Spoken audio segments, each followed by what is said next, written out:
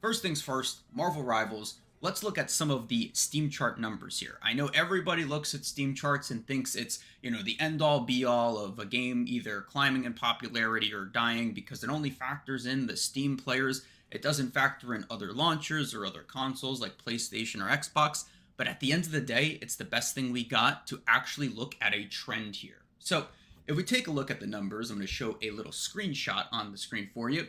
Basically, in December of 2024, this game released. And what we noticed is that the average amount of players was at 279K at the time that I'm uploading this video.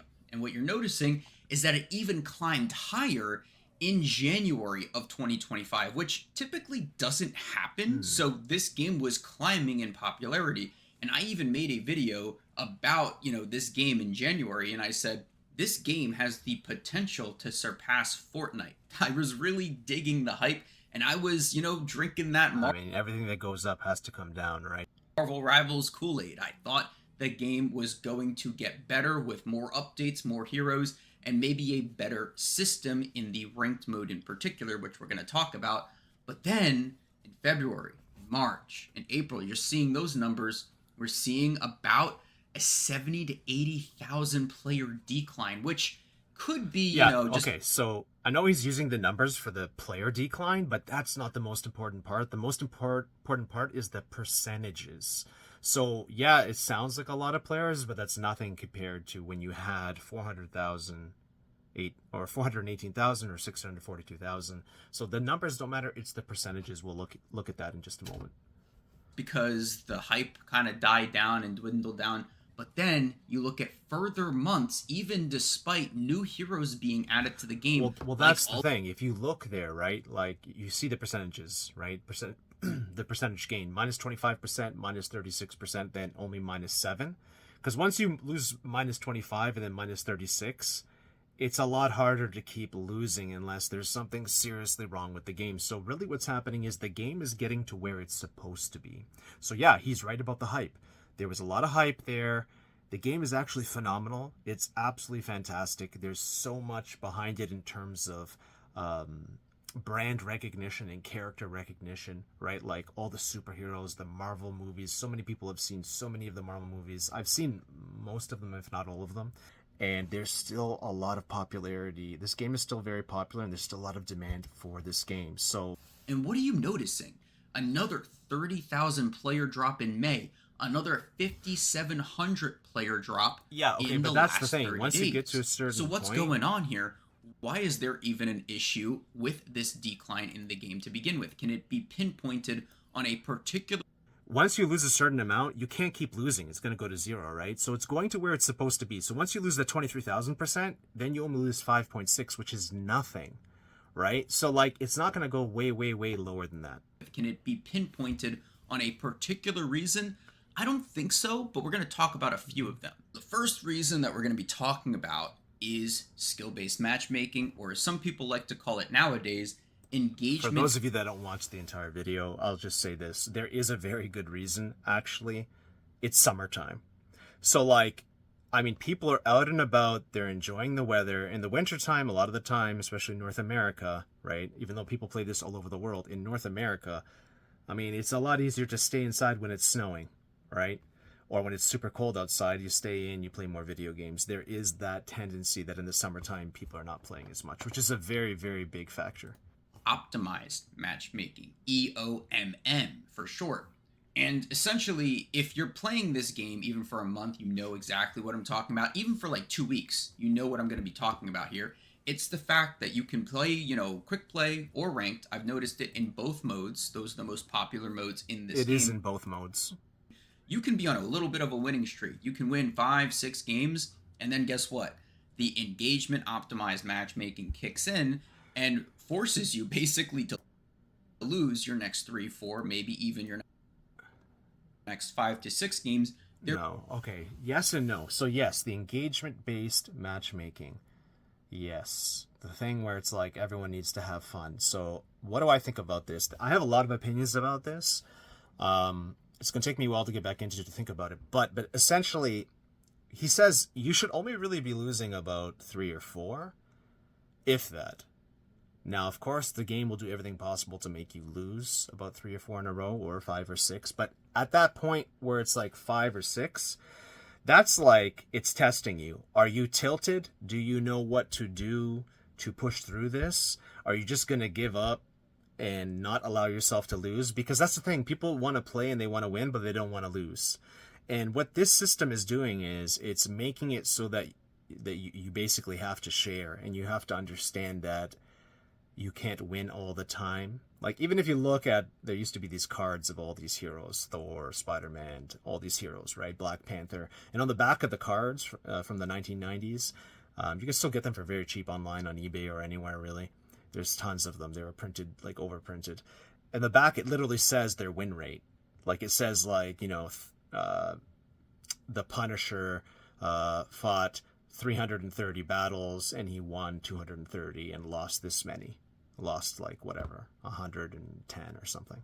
So it's very interesting. So like people are just used to winning all the time. They're having a problem maybe sharing or understanding reciprocity, reciprocating, right? Like, okay, like you're playing when you play ping pong or tennis, it's like okay, I'm going to hit the ball over the net.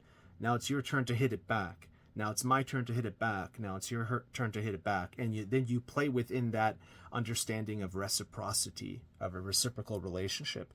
I don't know what it is. I think it's something to do with social media and something to do with playing video games too much and just not being socialized to the level that we're supposed to be, or that we typically have been socialized in history, for human history, right? Because like video games and the internet came about basically in like the they were earlier, but they really took force in the mid 1990s, right? So like 1995, say 1994, and then the 2000s, and then 2005, 2010. That time, it's like we're saturated. So there's a lot of people that grew up with that. They don't understand. Like, I get it that if I tell you, you understand, but you don't understand in terms of you haven't. Like, you don't actually really know what a world before the internet was, or a world before video games was, or a world before social media was. And yes, you are not socialized. Okay, some of you are, sure, no problem. Some of you have great social skills, so like you bypass that. But most people, like way more than 50% of people, will be affected at some level in not understanding things the way they should about reciprocity and sharing in a lot of these things, and understanding that being even for people that lived back then, if we had terms like, oh, you're a sore loser, right? Which probably they use today, maybe they probably don't even use that as much, right? Because it's like you had to teach people, hey, work through your feelings, work through that, being upset and angry that you lost, and understand that through loss comes winning. Like Michael Jordan always said that. One of my, heroes, one of my mentors, regardless of anything bad he did or whatever, he achieved great things. And he always says, the only reason why I won, the only reason why I was able to achieve so much is because I lost over and over again, but I paid attention when I lost. That's basically what he says. He paid attention to when he lost, and he didn't just like give up. He's like, okay, what did I do wrong? How can I improve? And Kobe Bryant was notorious for that, who's someone else that I really like a lot and is a hero of mine. And all he did was throw himself into situations where he would lose. And he studied himself. He studied his opponent. And then he just improved, fixed things, got better, practiced, lost again, and said, okay, I need to improve. People don't do that so much anymore. And it takes a certain type of attitude. It takes a certain type of persona, right? So it's very, very important to, first of all, why everyone quit Marvel Rivals overnight. I don't think they did. I think it's a natural thing that happens in most games, if not all games. I think this is a very natural curve, and the people that ended up at the end, like, let me show you what he's talking about here. This is what he's talking about, right? Peak 418,000 at the beginning, then it went to 642. That's fine. So if you go here and you do the math, right? We'll go 1, 4, 1, 6, 8, 5 divided by, we'll just go with the first number, 4, 1, 8, 8, 3, 2. So we're looking at, we still have 33% of the initial player base. That's huge. 1 in 3 people are still playing, or there's new people and we're retaining that 1 in 3 ratio. That's not dead. That's super healthy. That's super good. Let me show you another example of an anime game. You know I gotta do it, boys, for my subscribers and the people that watch my videos. You know I got to do it. So we're talking about 33%, right? Dragon Ball Sparking Zero. I haven't done this in a while. Let's go to their initial peak, right? Well, let's go to the peak players now. 1786 divided by 120. There's 1.5% people playing this game from the initial release. So 1.5% is a lot smaller than 33%. And this game came out, I believe, a little bit before or something like that. Let's look at the Marvel Rivals. It's interesting. Like, this is this last weekend. Now it's July 6th, right? So we look at July 4th. That's the Friday. Look at that. It went up all the way to 86,000. 86,000 people played. When you compare it to that other Dragon Ball game, right? There's less than 2,000 people playing. Yeah, 1,550 is the peak, and then at nighttime it goes down to 834. That's very close to dead. There's still people playing. There's, but that is a very small number. Like 1,550 is a lot closer to zero than 87,000. 87,000 is a very big, healthy player base. How do we know that? We look up here. Okay, Counter-Strike is an anomaly, but if you look at PUBG, it basically is averaging, like the current players right now, is almost at the peak of Marvel Rivals at 642,000. So there's a correlation there, right? Like, this is a new game, but like PUBG has been around forever. And so so you look at the max, right? What's the max? The max is Counter-Strike, and then basically PUBG, Dota, and then Apex Legends is number 4 at like 167. Delta Force is 166, and Marvel Rivals was doing more than half of that last weekend.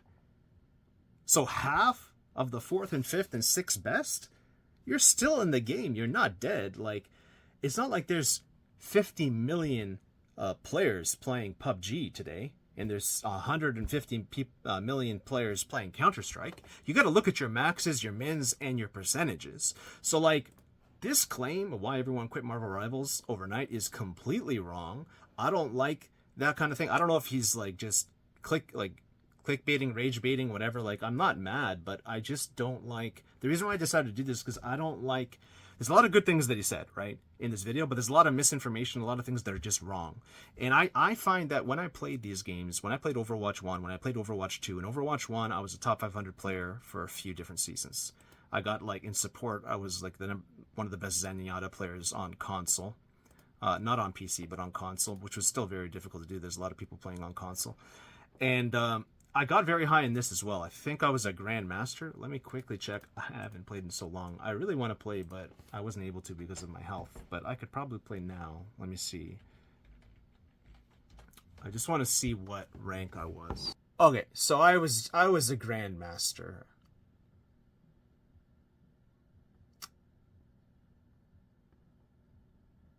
I don't know where that leaves me. Oh, wow, bronze. Jesus, there's 118,000 bronze players. I was above average. I don't know how much above average, but I was above average. So, to answer the question for people still watching, it's absolutely not dead. It's super healthy. It's just naturally slowly going down, and people don't have the attention spans. Maybe they don't like a lot of the stuff that's happening, but like, look, not everybody can become a one above all. There's less than 1,000 players in there, and then there's like 10,400 people in Eternity, and then there's, I don't know, 30, 40, like 45,000 in Celestial. So it's tough, right? 118. I wish it would tell me the total. Okay, 678. So it does. So I guess I could technically figure that out. All right, let's keep going. They're really trying to keep you around that 55 to 60% win rate most of the time because they realize that's what keeps people playing the game for longer. He is right about that. They do purposely try to keep you at 50%. Overwatch did the same thing though. It's just that this is more hardcore. Like it was actually easier in Overwatch to bypass the 50% thing. Oh, there's a lot of things you can do to bypass it. Like I know people want to hear about that, but it revolves strategies and like understanding where you are in the game. So you have to very quickly see what your team is, what their team is, and keep kind of track of who is the best player on both teams and what they're doing and how they're achieving victory. And then you have to counter it. Or within your in the characters that you have, in the pool of characters that you've mastered, you have to pick the best one to counter it. So like it's like recognizing, do I need a hammer, a screwdriver, a saw, a whatever rope or something in the moment. And if you're using a rope and you need a saw, you're gonna lose. It doesn't matter how good you're playing. You'll just be like, oh look, I healed this much. Yeah, cool, you're over healing, but no one on your team is actually getting any kills. Or cool, like there's tons of kills. This guy on your team's getting tons of kills. You're healing a lot, right? But then your tank is getting diff so hard, and because there's a tank diff, you're cooked. Because the tank is so important, right? As well. It's not like every role is important, and you need people to be doing certain things. Every video game basically has this these days, whether it's Call of Duty, Marvel Rivals, Fortnite. You're gonna have, your team will be either not so great and the other team will just be, godlike, right? And they will just completely stomp you once get 4 to 5 wins. Those next So six. that's actually false too. It's like, okay, it's partially right. Like, of course there will be a team that's stacked and the other that isn't, but usually there's still a chance for the team that's not as good to win. So I would not go as far to say is that the other team is godlike. I never felt that. I felt that like we couldn't win or it was really hard to win, but you almost never feel like it's impossible to win. If you're doing that, that means that you've hit a wall and you yourself are not worthy enough to rank up to the next level because you don't have the skill set, you don't have the knowledge, you don't have the understanding. Now, the other part of that is you're going to get, which he says later, which is true, you're going to get 1 or 2 or 3 like teammates that maybe aren't that good, but the other team has that too. So like people look at it from their perspective and they don't look at it holistically, and they just give up too early, right? Like you either basically just take your losses and you keep playing through it without letting it affect you, which is very difficult because we're all humans and we all have these kind of reactions, right? But that's what you have to do. Or every single time you try to win, and then you, out of those 5 or 6 games, like you mentioned, you got to take 1 or 2 or 3 of those wins. It's totally possible. Can you win all of them? It's going to be hard. It's not likely. But you shouldn't be losing 5 or 6 games in a row all the time just because it's the algorithm and blaming the algorithm. That's totally wrong. That's misinformation. There's a way around it. Whether it's strategy, whether it's analysis, whether it's just being like, strong like a mountain and just thinking of it as like a wind that blows past you, that it's not going to affect you, which is easier said than done, because usually if all of us get tilted at some point, we get upset, we know the algorithm is kicking in, you just can't let it affect you, right? If that means putting it down, going for a walk, doing something else, do it, but it's still going to be there probably when you get back. Losses are basically going to be that.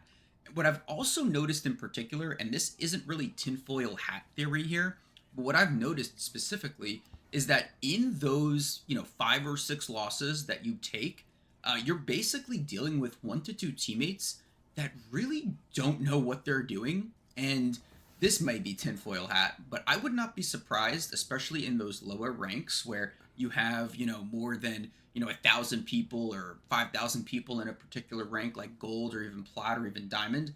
I wouldn't be surprised if NetEase, with the dwindling player count, has actually incorporated bots into... Okay, so you're always going to have players that don't know what they do. Like, it just depends. You get less and less of those as you get into the higher ranks. So, like, even in higher ranks, like Diamond or Grandmaster, you're going to get 1 or 2 players that don't know what they're doing every game.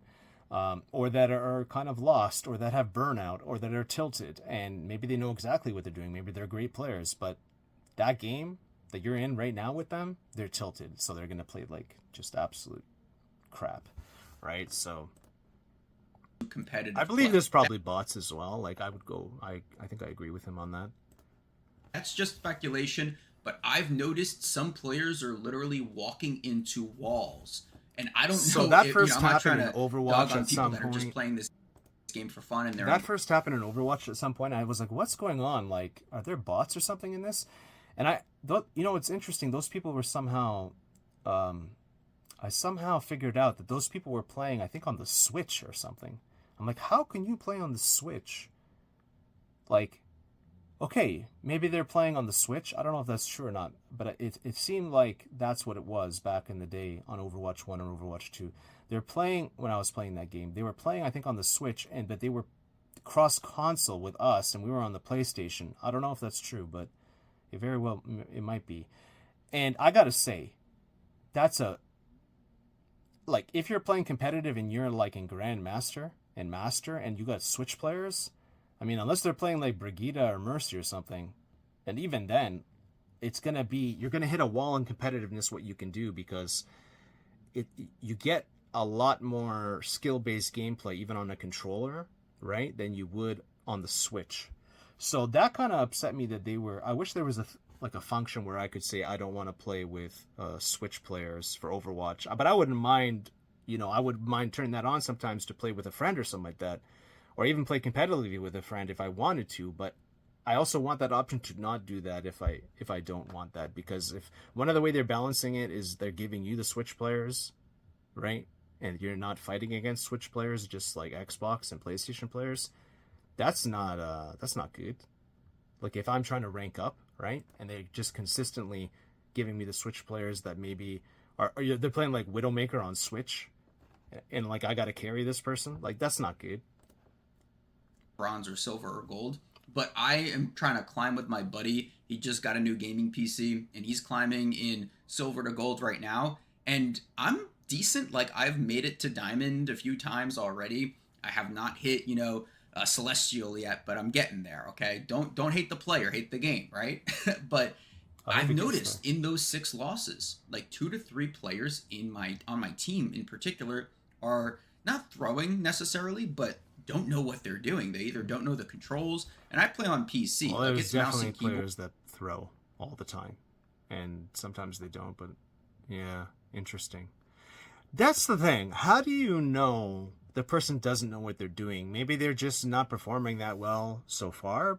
I've had so many times where people are on me or on somebody else, especially from my perspective, right? Like they're on me saying I'm not doing good, and then I just turn, like I lock in, and then I carry the whole game, and then they were like upset at me because I'm DPS like on Star Lord, and I got like 5 less kills than the other person. I got like 15, and then their team has 20, and I'm like throwing, and I don't know what I'm doing, and I have a guy like this yelling at me, telling me like I'm bad, and I don't know what I'm doing, and because he's a tank, right? So he's like tanking, and I'm supposed to be getting the limbs, right, and killing. So it's like I've had that so many times, and that's what is a little triggering. It's a little annoying. I'm not gonna lie, because it's like I've had that happen to me so many times in Marvel Rivals, and then I'm gonna lock in, right? I go to Star Lord, and then boom, at the end of it, I got 48 limbs, and their best player has like 30, and I destroyed the whole lobby. I win the game for us. I carried my team, and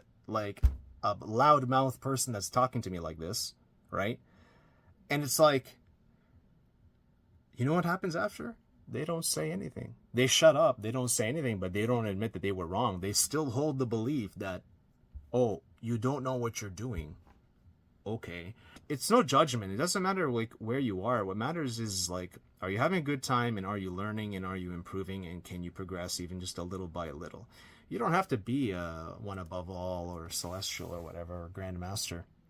Because like for the longest time I was stuck in diamond, and before that I was stuck in whatever the heck that was. What was it? I was stuck in platinum for the longest time. I didn't care, because I knew I could do better. I knew I wasn't gonna stay in platinum. I knew I was gonna, and then I got like multiple accounts into diamond on different roles, and now I'm like, because I had to learn the game, and that's how I learn. Is kind of I restart again as a beginner. It doesn't matter how good I get, even if I become an eternity and I've never been one above all. I will go again and start again and restart the process as a beginner. That's my process, always has been, whether I'm playing basketball or video games, and it works for me. That's my learning style. You To should sum still it up, there are a lot of misconceptions and ideas that we have that hold us back from getting what we want, and we don't realize that that's happening, and that's why I mentioned that. know the controls if you've made it to that rank. I just find it really bizarre that certain characters or certain players on my team, my teammates, are just not playing or not playing the game to actually win, right? It's very, very bizarre. And I again, would like him to because explain we that have this more. That's dwindling vague. player count, there's going to be smaller amount of player pools Like, what does he in mean by each that? rank in the game. What is NetEase going to do when, maybe someone's playing at 3 in the morning and they're in silver 3? I wouldn't be That's the surprised. point. Don't play at 3 in the morning. I know some people can't help it, but that's a bad example, right? Because like if you want to play, your prime time to play is like from 4 p.m.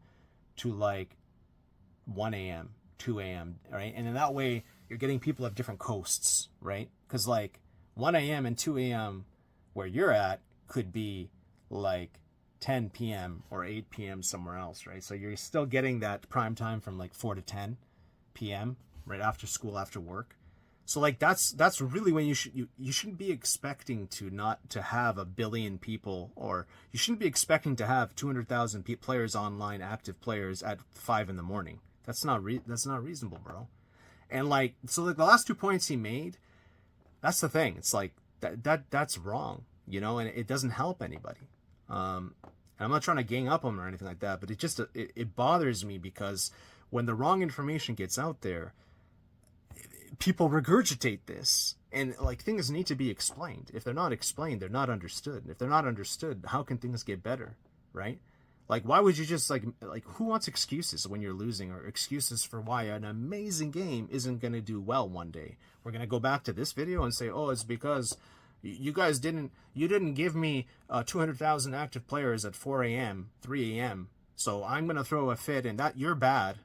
Like, bro, that's a 0 out of 10 right there for that.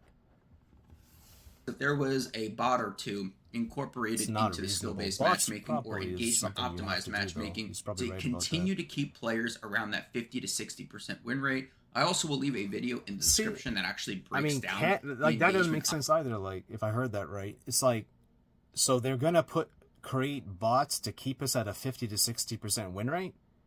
Can they do that? Maybe. Like, maybe they can't. Like, I don't know. I think that's a tough one right there. Like, to keep you at a 50 to 60% win rate, I think you really need another human on the other side of that so far. Eventually, probably not. Maybe, but that's kind of like saying like bot supremacy, right? Like the algorithm is so good and AI is so good that it knows everything about humans and it will counter us. I don't think we're there yet. We're close, but we're not there yet. The only way to keep you there is to like really, this guy you played 3 games or 4 games, and he's the alpha tank and no one can stop him. We'll put him on the other team, make you lose. We'll get this healer that does twice as much healing as your healers, put them on the other team. We'll get this guy that just got 2 50-plus point games, LMs in a row. We'll put him on the other team, and good luck try to beat him. That's more like what it does, right? I never really got the idea. When I played this for the 4 months or whatever I played it for, I never got the idea that bots were beating me. It was real people, not bots. Optimized matchmaking, because NetEase, the developers, aren't really hiding it, and that's a good thing at the end of the day. Like, they're actually being transparent with it, but at the same time, the system needs to be reworked so people can actually get to the 60 to 70% win rate range. Another thing I wanted to address real quick with the engagement optimized matchmaking is that there's currently a bug in season 2.5. In previous seasons, if your teammate left, should they get to 60 to 70% range? Maybe, but I don't think so, because it should be like, this is what I always thought about it. A lot of people on my channel that watch me, that support me, wanted to know what I think, and I think a lot of you will agree. Whatever your performance should be what you are. So if you are a platinum player, you should be a platinum player, right? You should not be gifted a 60 to 70% win rate, because there's a lot of people that have 30% win rates, 50, 40. That's how it is, right? Like, the beginners have to stay in, bronze, silver, and gold. Nothing wrong with that at all. I was in silver at some point too, and it is what it is. You got to learn the game, right? You should not just have a 60 to 70% win rate, like an average win rate. because there's going to be people that perform lower than the average and above the average. So that's wrong as well. So this is the problem. Like, I do like the person as a person, but I have to say, a lot of what he's saying, not only does it not make sense, it's wrong, right? It's a wrong think, like, from your actions come from your thinking.